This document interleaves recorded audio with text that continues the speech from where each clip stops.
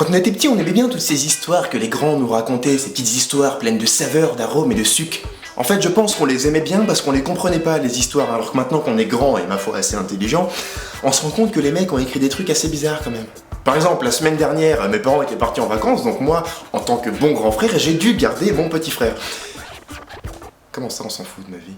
Et moi, en tant que grand frère responsable, pour qu'il dorme bien et fasse de beaux rêves, j'ai préféré lui lire une petite comptine et une petite histoire. Pourquoi les mecs ont écrit des trucs comme ça? Non, parce que je sais pas si vous avez déjà analysé ce qui se passe dans les histoires pour enfants, c'est un truc de malade. Le mieux, c'est que je vous donne quelques exemples. Alors en premier, il était un petit navire. Alors bon, je vous laisserai aller voir les paroles, mais en gros, l'histoire, c'est des matelots qui partent sur un bateau qui n'a jamais navigué, donc déjà les mecs prennent des risques, et qui au bout de quelques semaines se retrouvent sans plus rien à manger. Bon, jusque-là, rien d'extraordinaire, les mecs ont pas prévu, ça peut arriver. Mais en solution à ce problème, ils décident quand même de tirer à la courte paille lequel d'entre eux sera mangé, et ça tombe sur le plus jeune. Le gamin qui a rien demandé à personne. Limite, hein? La mère Michel! Bon, là, l'histoire, c'est un peu moins compliqué. En gros, c'est une dame d'environ 50 ans qui vit seule et qui a perdu son chat, qui s'est échappé par la porte d'entrée ou noyé dans les toilettes, on s'en fout. Et elle se met à la fenêtre pour dire qu'elle a perdu son chat et elle crie qu'elle aimerait bien qu'on lui rende son petit minou. Depuis quand tu cries par la fenêtre que t'as perdu ton chat?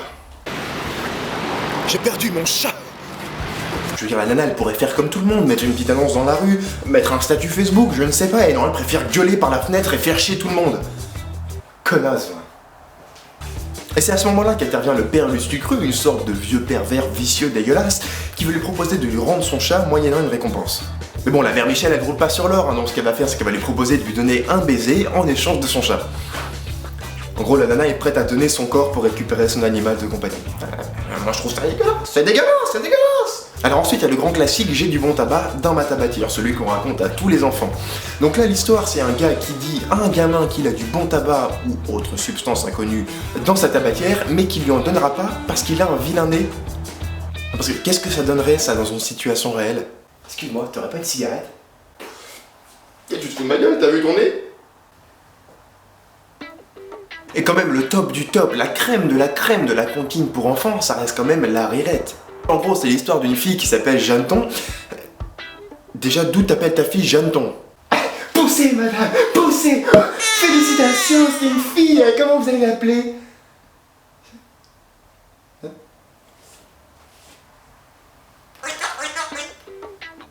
Et cette Jeanneton va se promener dans les champs ou je ne sais où, elle va rencontrer 4 mecs. Le premier qui va l'insulter, le deuxième qui va lui caresser le menton, le troisième qui la pousse dans l'herbe, et le quatrième, soi-disant, ne nous dit pas ce qu'il fait.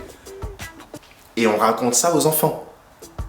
Non, parce qu'à ce moment-là, j'ai qu'une chose à dire, moi je veux dire la rirette, Jeanneton se fait prendre. Non, parce qu'à ce rythme-là, bientôt ça sera quoi, les histoires pour enfants? Petit Pierre rentrait de l'école après une agréable journée. Soudain, sur la route, il croisa Jean-Paul, 46 ans, qui lui proposa de monter dans son van et de lui offrir des bonbons.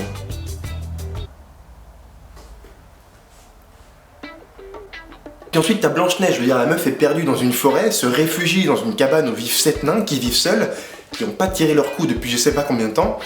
Normal qu'ils l'accueillent gentiment. Et puis déjà, d'où tu t'appelles Blanche-Neige? Moi, j'aurais bien aimé que l'auteur soit africain, que Blanche-Neige soit africaine, parce que déjà, d'une part, c'est pas une pomme qu'elle aurait mangé, mais un bon gros poulet braisé, quoi. Et de deux, comment elle se serait appelée Blanche-Neige? Marron cacao? Jaune banania? C'est pas un petit peu raciste ce que tu viens de dire? Ouais, c'est un petit peu. Fais un bisou.